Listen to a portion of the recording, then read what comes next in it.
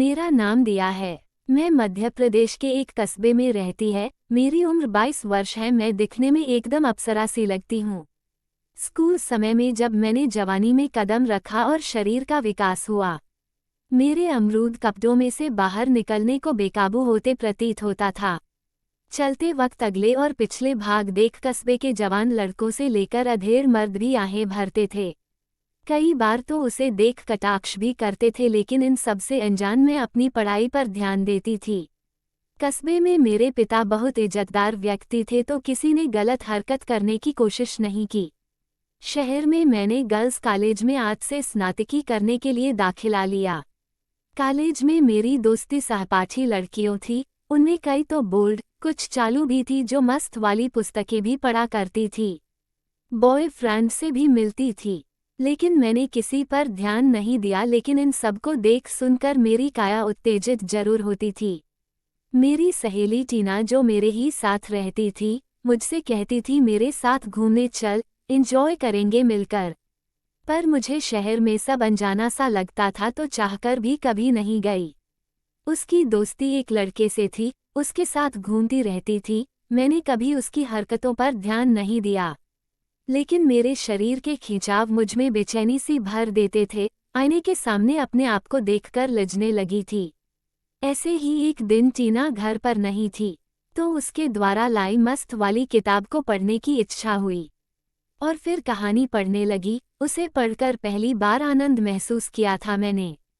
बाद में लगा कि मैंने कुछ गलत तो नहीं किया, लेकिन इंसान का बस तो चलता नहीं इच्छाओं पर, तो अब जब तब कभी भी उंगली से काम निकल लेती।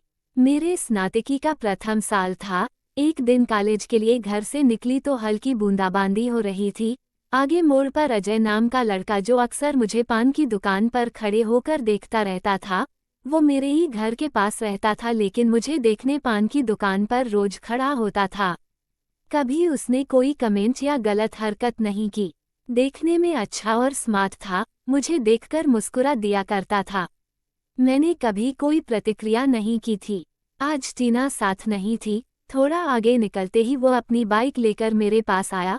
बोला, चलो मैं तुम्हें कॉलेज छोड़ दूं, नहीं तो बारिश में भीग जाओगी। मैं घबरा गई और मना कर दिया।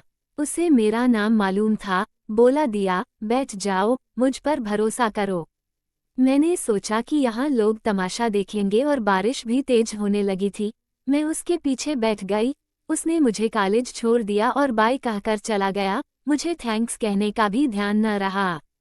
दूसरे दिन फिर वहीं मिला, मुझे देख मुस्कुरा दिया। मैं भी मुस्कुरा दी।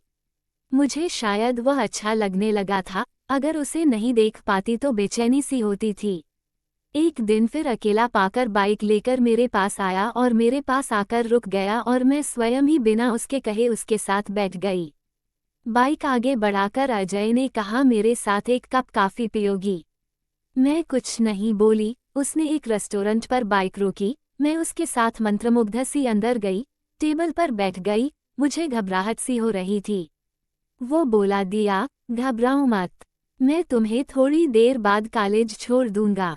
फिर सामान्य सी बातें हुई, परिचय हुआ। वो किसी निजी कंपनी में नौकरी करता था। धीरे धीरे हम दोनों में प्यार हो गया। वो मुझे घुमाने ले जाता, मुझे बाजार से खरीदकर कुछ ना कुछ देता रहता, पिक्चर दिखाने ले जाता और अंधेरे में मुझे सहलाता, तो मुझे बड़ा ही अच्छा लगता था। उसके द्वारा मुझे छेड़ना सहलाना मुझे बड़ा अच्छा लगता। ऐसा लगता कि सच्चा सुख तो यही है। एक दिन टीना अपने घर गई थी। मौका पाकर वो मेरे कमरे पर आ गया। मकान मालिक के घर पर भी ताला लगा था। पूरी निश्चिंतता थी, मैंने भी उसको आने से नहीं रोका। उस दिन हम दोनों आपस में लिपटकर एक दूसरे सहलाते को रहे, और उसके बाद उसने मस्त वाला खेल खेलना शुरू कर दिया। मेरे काले घास वाली पिच पर उसने जमकर बल्लेबाजी की।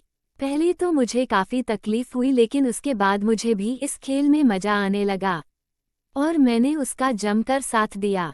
इसके बाद जब भी टीना घर पर नहीं होती, मैं उसे बुला लेती और अपनी मन की मुराद पूरी कर लेती। दोस्तों, आपको कहानी पसंद आई हो तो वीडियो को लाइक जरूर करें और मेरी अगली कहानियों के लिए चैनल को सब्सक्राइब जरूर करें।